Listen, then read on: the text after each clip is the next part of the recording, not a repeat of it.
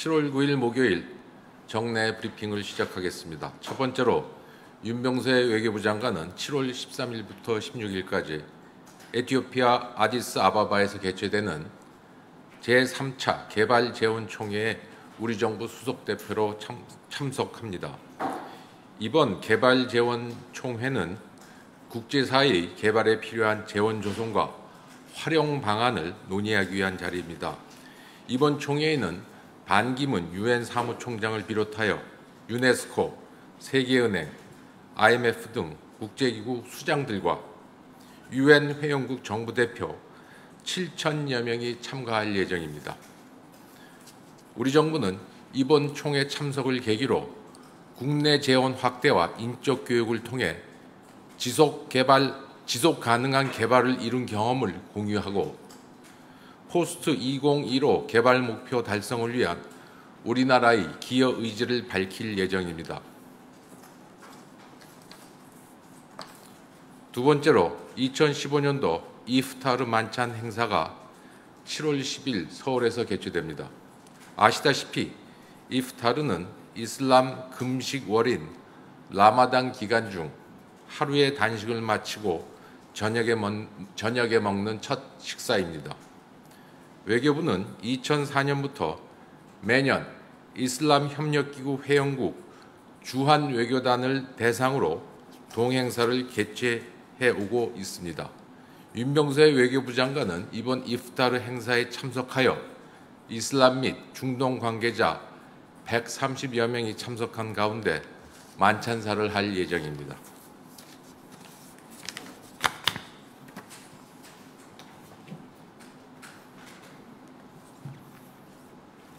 이상입니다.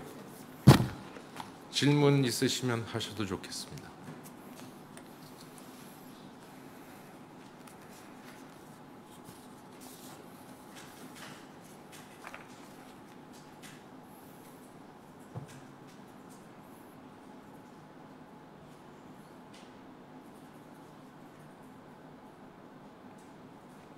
질문 없으십니까? 네, 하십시오.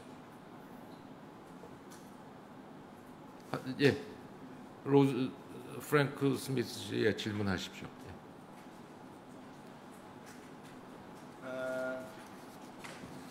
질문 두 개였어요.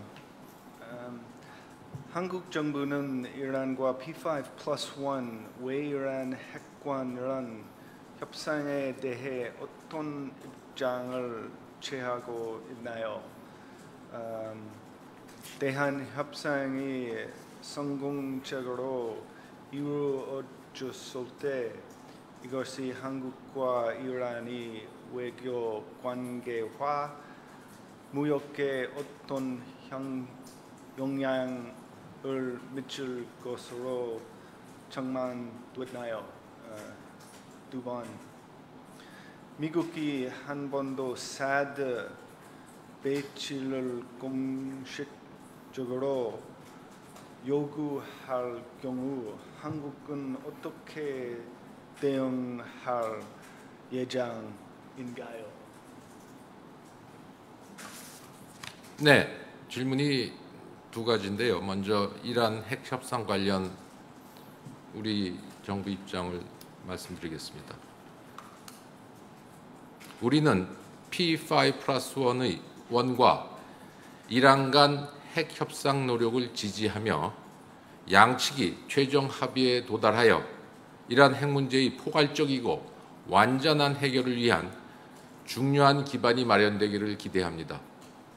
이란 핵 문제의 평화적 해결은 지역 평화와 국제 비확산 체제 강화에도 기여할 것으로 기대합니다.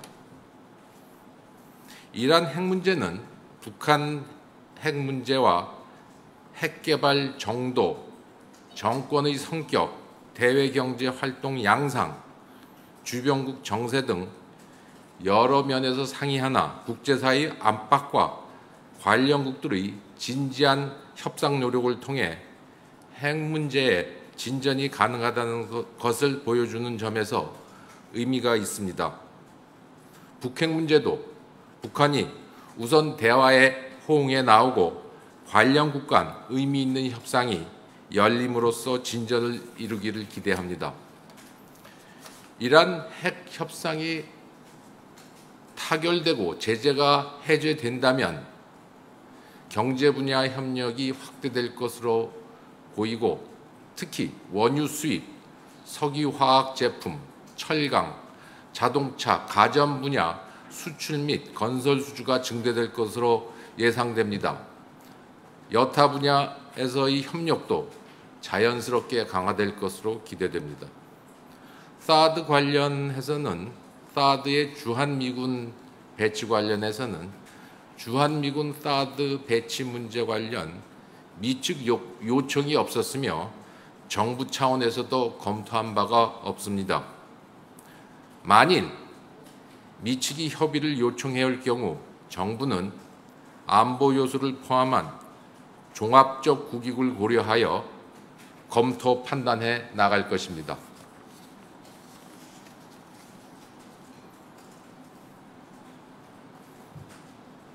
더 추가적인 예, 동아일보 조승호입니다. 오늘 장관님께서 오전에 있었던 관훈클럽 토론 질의응답 과정에서 최근 탈북자들의 잇따른 탈북 러시 보도에 대한 질문을 받으시고 답변을 하는 과정에서 바깥에 나가 있는 일꾼들에게 북한의 공포 정치가 상당히 영향을 미치고 있다. 저희들도 여러 가지 형태로 느끼고 있고 수집하고 있다. 이런 답변을 하셨는데요. 그러면 제 공간에서 실제 이 북한의 소위 외화벌이 일꾼들의 이탈 동향이 최근에 더 파악이 되고 있다는 뜻으로 말씀을 하신 건지, 이게 최근에 이제 이 현상인 건지를 좀 말씀해 주십시오. 저도 그 자리에 있었는데요. 장관님께서 그러한 질문에 답변한 취지는 김정은 위원장이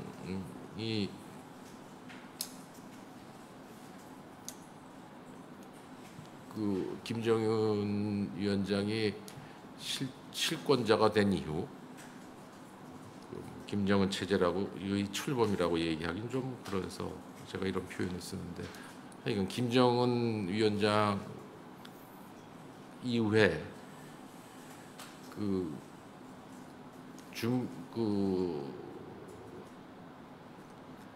당 간부에 대한 그런 처형이 급격히 증가했고, 그것이 영향을 미치고 있다. 그런 취지에서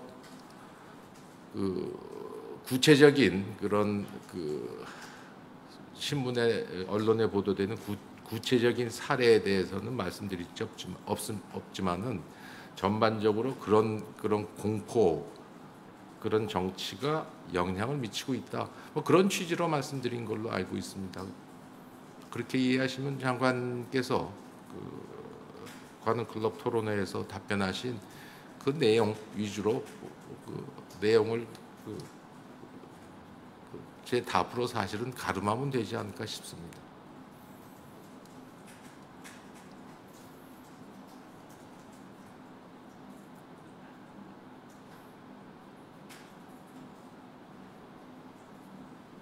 네. 이데일리 장영원 기자입니다. 같은 토론회에서 윤 장관께서 말씀하신 것 중에서 이제 박 대통령 방미 시에 북한에 대한 중요한 합의가 양 정상 간에 있을 것으로 예상이 된다, 이런 말씀을 하셨는데요. 그 말씀 관련해서 이제 북핵 육자회담 대상국들도 같이 거론하시면서 공통된 인식이 나올 수 있지 않겠냐, 이런 말씀을 하셨단 말이죠. 그러니까 이런 게 혹시 최근에 수석 대표 간의 합의에서 나온 대북 압박 강화라든지 제재 강화라든지 이런 것과 관련된 사안인지 좀 더 말씀 구체적으로 해주실 수 있는 부분이 있다면. 제가 저희 장관이 오늘 몇 시간 전에 답변하신 거에 대해서 제가 부연 설명드릴 건 없고요. 말씀하신 거는 한미 정상이 만나시게 되면 북핵에 보다 진전된 공통 의식이 나오지 않겠느냐, 그런 생각이면서 한미뿐만 아니라 중국, 일본, 러시아 모두 인식을 같이 할 수 있는 그런 방향이 되지 않을까 생각한다. 그런 말씀을 하셨으니까요. 그거는 한미 간에 합의가 되더라도 여타 육자회의, 북한을 제외한 육자회의 참가국들도 한미 정상의 그 공동 인식에 대해서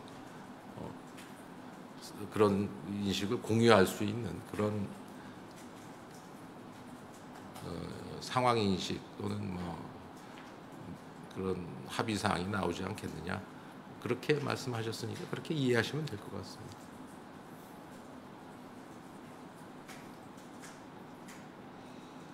네.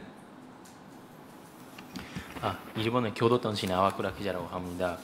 이번에 저기 세계유산 등록 문제 관련해서 그 한일 간에서 다행스럽게 그 합의가 됐는데, 근데 그 이후에 아시다시피 그 이쪽이 한국 쪽에도 그렇고 일본 쪽에도 강제성에 대한 그 해석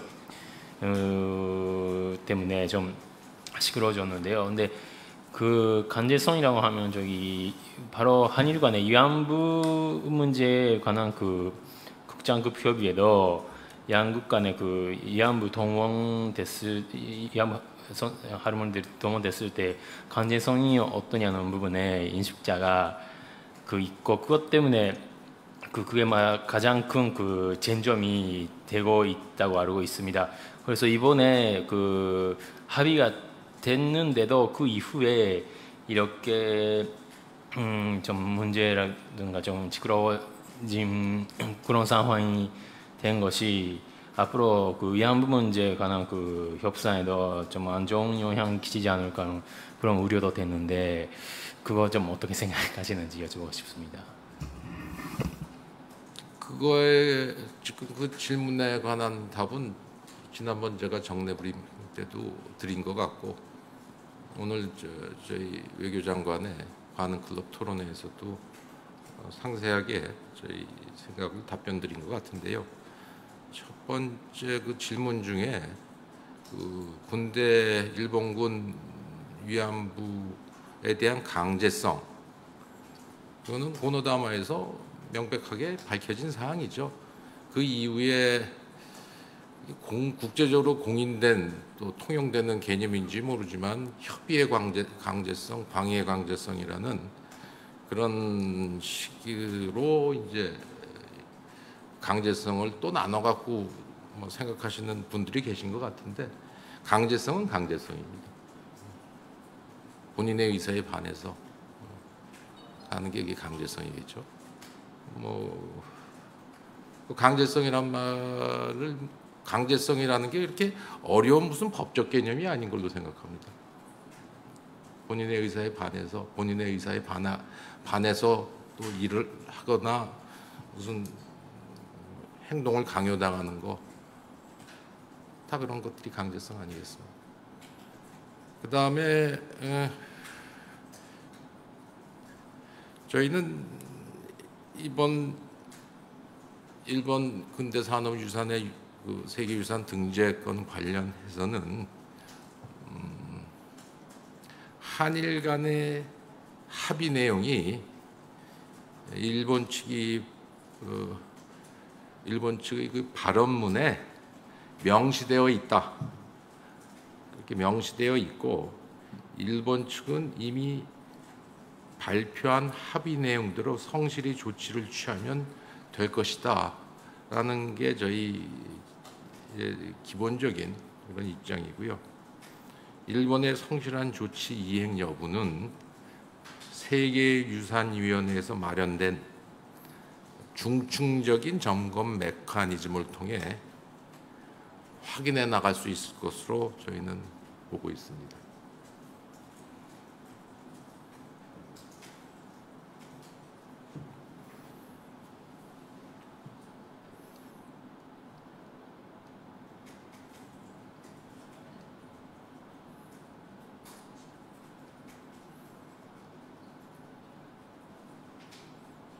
자, 더 이상 추가 질문이 없으면 이만하겠습니다. 수고하셨습니다.